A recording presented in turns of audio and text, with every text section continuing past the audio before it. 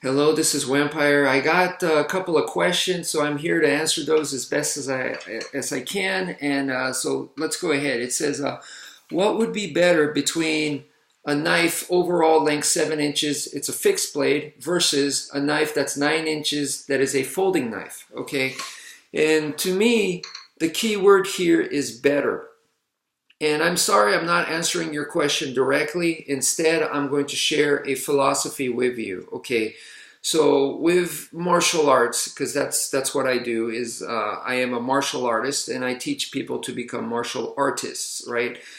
Um, the idea here is that the word better, we use it to apply to ourselves, so not to things, if that makes sense. Okay, so right here you're asking me which is better, a folding knife or a fixed blade. Essentially that's what you're asking.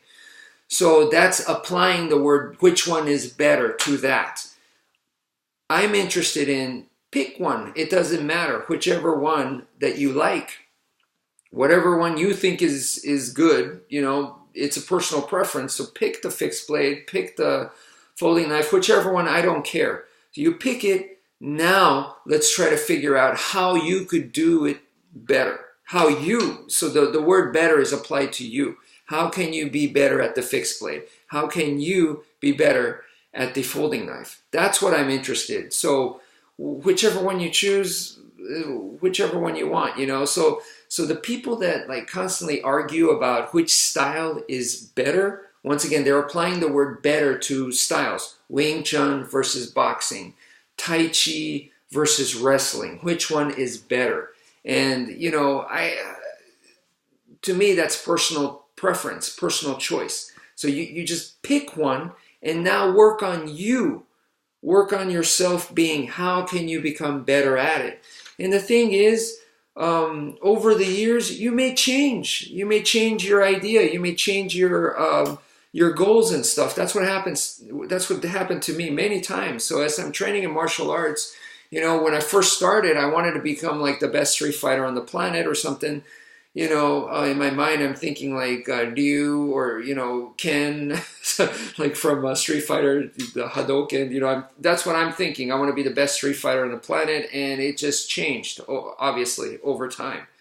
So, but if you go in thinking, I'm going to pick this because this is the best, and all the top people say it's the best, it's harder for you to change, You become more stubborn that way because you put all your eggs into that basket. So rather than have that approach, just go, you know what, this is just personal preference. So whatever I pick, it's not that important. What is important is the work that I put in, the work ethic, and trying to understand better the tool. Because that's all it is, whether it's a style, a technique, or a weapon, those are all just tools. So what's important here is each tool is different. Each tool has their pros and cons. So understanding it will help you better apply it to your specific situation in your life, because your situation is different from my situation. Your idea of how you want to apply this weapon in a self-defense situation is different from mine. So just what I recommend is pick one and learn about it as much as you can and understand its pros and cons. And don't be completely sold on it. Be ready to try other things if you want to, or if you don't want to and you feel comfortable with it, stick with it. That's all I recommend. Okay, so the next one is what do you think of the Emerson wave system? All right, so once again, this is a tool. So the Emerson wave is a very, very specific kind of tool. And so, whether you like it or don't like it, if you like it, cool. If you don't like it, don't use it. That's kind of the way that I think. So what my personal preference to me is not important. I'm nobody special, so it's not like, if I say Emerson Wave is good, everyone's going to go buy it. If I say it's bad, then the sales will drop. No. I'm not that important, So I will tell you this. I do feel like the Emerson Wave is highly misunderstood. Because people's idea of the self-defense situation, I think, is wrong. And we all kind of romanticize the situation where there's the bad guy, I'm the good guy. It's high noon. It's the wild, wild west. And they're coming at me. And I, take out the knife as fast as I can, click, and I defeat them, and I save the day, right? So speed. It was because I was the fastest, baddest gunslinger in the Wild West kind of thing. And that's not the way it goes, in my opinion. And if it did, that's not the way that I want to defend myself. That is not the circumstance I want to put myself in, So that's not the game that I want to play. I don't want to play the speed game. That's what I tell you guys. Why don't I want to play the speed game?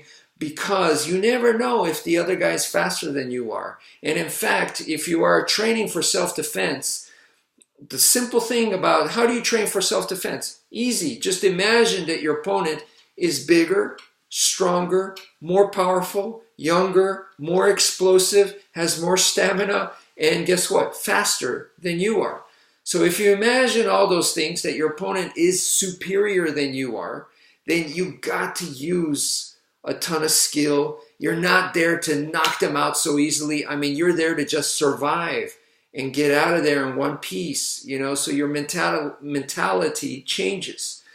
And so that's kind of the way, if you imagine that the opponent is faster than you are, then you're not going to be playing the speed game. Even if you have a wave knife, that's fine. Oh, my personal experience is that I've carried and I've deployed the wave knife in real life situations. Fortunately, I never had to cut anyone or anything, but I have deployed it in real life circumstances, and it was never like, whoa, man, that was perfect. I needed a wave knife, and I'm so glad that it was a wave knife because of how fast it was, I saved myself.